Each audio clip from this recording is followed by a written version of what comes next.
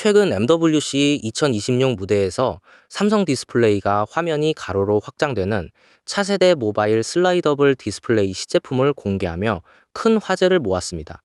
과연 이 눈부신 기술 혁신의 바람 뒤편에는 어떤 잊힌 과거가 숨어 있을까요? 화면을 늘리고 지문을 인식하는 기술은 어느 날 갑자기 하늘에서 떨어진 것이 아닙니다. 과거 삼성전자와 애플을 거칠게 위협하며 연 매출 3조 원을 올리던 대한민국 3위 휴대폰 신화, 펜텍의 피와 땀이 그 밑바탕에 서려 있죠. 당시 믿고 샀던 프리미엄 배가 스마트폰이 순식간에 고철 신세가 되었던 기억을 혹시 기억하십니까? 회사의 갑작스러운 법정 관리와 파산으로 소프트웨어 업데이트와 AS 부품 공급이 즉시 중단되면서 시청자와 소비자들은 심각한 불편을 감내해야 했습니다. 이야기는 1991년으로 거슬러 올라갑니다. 박병엽 부사장은 단돈 4천만 원의 자본금을 가지고 펜텍을 창업했습니다.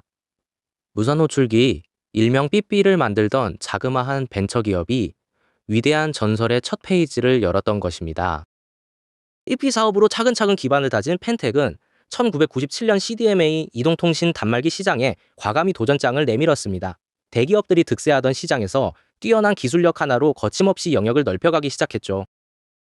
성장을 거듭하던 펜텍은 2001년 거대 기업이었던 현대큐리텔을 전격 인수하는 파격을 선보였습니다. 자그마한 벤처가 덩치 큰 대기업 계열사를 집어삼키자 업계 전체가 큰 충격과 놀라움에 빠졌습니다. 펜텍의 거침없는 승부수는 여기서 멈추지 않았습니다. 2005년 프리미엄 휴대폰의 대명사였던 SK텔레텍의 스카이 브랜드를 인수하며 마침내 연 매출 3조 원에 육박하는 대기록을 달성했습니다. 삼성전자와 LG전자의 뒤를 바짝 추격하며 국내 휴대폰 시장 3위 자리에 당당히 이름을 올렸습니다. 벤처 신화에 정점을 찍으며 그 어떤 대기업도 부럽지 않은 화려한 전성기를 누렸던 순간입니다. 하지만 화려한 승리의 축배 뒤에는 치명적인 가시가 숨어 있었습니다. 2005년 스카이를 인수하는 과정에서 무려 3천억 원이라는 막대한 자금을 차입하면서 회사의 재무구조가 순식간에 악화되었죠. 과도한 인수합병으로 인한 부채 부담과 글로벌 제조사들의 치열한 가격 경쟁이 겹치면서 결국 2006년 12월 펜텍은 1차 워크아웃을 신청하게 되었습니다. 승승장구하던 벤처 신화에 처음으로 거친 먹구름이 낀 셈입니다. 이때 창업주 박병엽 회장은 벼랑 끝에서 믿기 힘든 결단을 내렸습니다. 2006년 워크아웃 당시 자신이 가진 지분을 전량 소각당하고 한 푼의 주식도 없이 무상으로 경영을 맡는 배수진을 친 것입니다.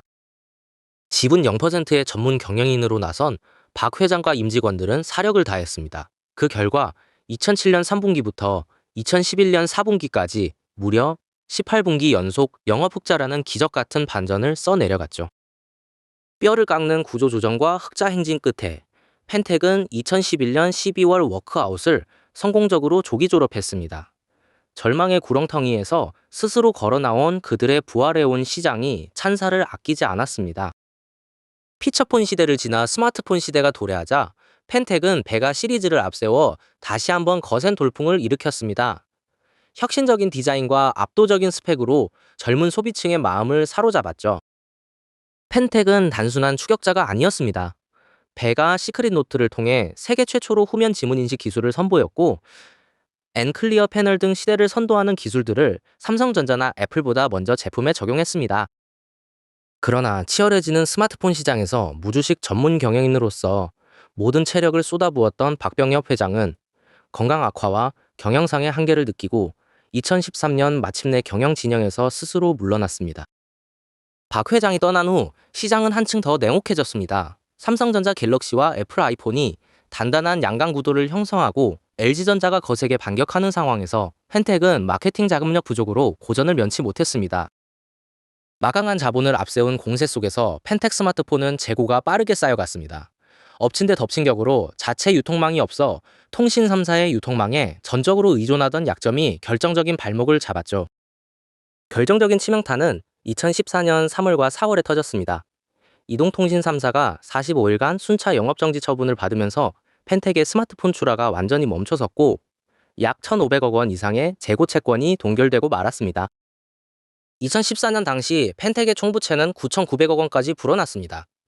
자금줄이 마른 펜텍이 절박하게 구원의 손길을 내밀었지만 채권단은 추가 자금 지원 요청을 끝내 거부하며 차갑게 돌아섰습니다. 결국 펜텍은 2014년 8월 법정 관리를 신청할 수밖에 없었습니다. 수차례 매각 시도가 무산된 끝에 2015년 솔리드 컨소시엄에 매각되었으나 휴대폰 제조 기능은 사실상 공중분해되며 해체되고 말았죠.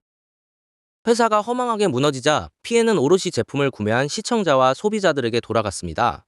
중앙 소프트웨어 업데이트와 AS 부품 공급이 멈추면서 명작 베가 시리즈는 서서히 역사 속으로 사라졌습니다.